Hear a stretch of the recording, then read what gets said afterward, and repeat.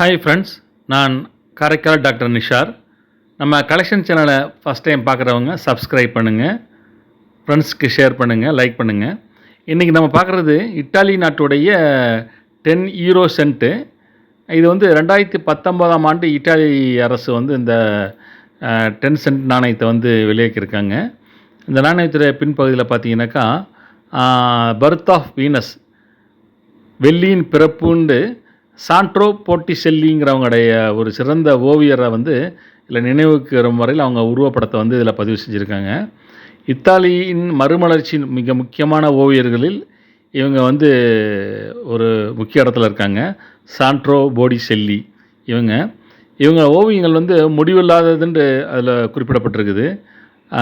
அவங்களோட உருவப்படத்தை சிறப்பிக்கும் வகையில் இத்தாலியுடைய காயினில் வந்து பதிவு செஞ்சுருக்காங்க. இந்த காயின் வந்து பார்த்திங்கனாக்கா நோர்டிக் கோல்டு அப்படிங்கிற ஒரு உலோகத்தில் வந்து செஞ்சுருக்காங்க.